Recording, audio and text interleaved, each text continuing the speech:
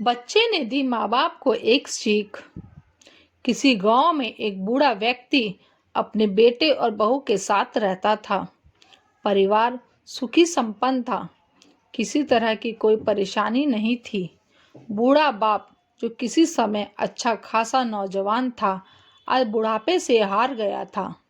चलते समय लड़खड़ाता था। लाठी की जरूरत पड़ने लगी। चेहरा झुर्रियों से भर चुका था। बस अपना जीवन किसी तरह व्यतीत कर रहा था। घर में एक चीज अच्छी थी कि शाम को खाना खाते समय पूरा परिवार एक साथ टेबल पर बैठकर खाना खाता था। एक दिन ऐसे ही शाम को जब सारे लोग खाना खाने बैठे, बेटा ऑफिस से आया था। भूख ज़्यादा थी, सो जल्दी से खाना खाने बैठ गया और साथ में बहू और उसका एक बेटा भी खाने लगे। बूढ़े हाथ जैसे ही थाली उठाने को हुए, थाली हाथ से छिटक गई। थोड़ी दाल टेबल पे गिर गई।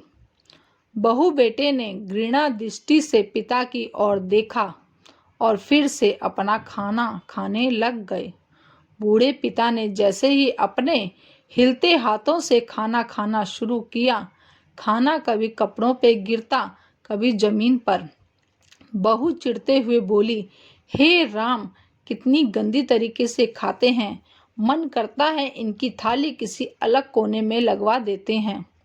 बेटे ने भी ऐसे सिर हिलाया जैसे पत्नी की बात से सहमत हो। उनका बेटा यह सब मासूमियत से देख रहा था। अगले दिन पिता की थाली उस टेबल से हटाकर एक कोने में लगवा दी गई। पिता की डबडबाती आंखें सब कुछ देखते हुए भी कुछ बोल नहीं पा रही थी। बूढ़ा पिता रोज की तरह खाना खाने लगा। खाना कभी इधर गिरता, कभी उधर। छोटा बच्चा अपना खाना छोड़कर लगातार अपने दादा की तरफ देख रहा था। माँ ने पूछा, क्या हुआ बेटे, तुम दादाजी की तरफ क्या देख रहे हो और खाना क्यों नहीं खा रहे? बच्चा बड़ी मासूमियत से बोला, माँ, मैं सीख रहा हूँ कि वृद्धों के साथ कैसा व्यवहार करना चाहिए। जब मैं बड़ा हो जाऊंगा और आप लोग बूढ़े हो जाओगे तो मैं भी आपको इसी तरह कोने में खाना खिलाया करूँगा।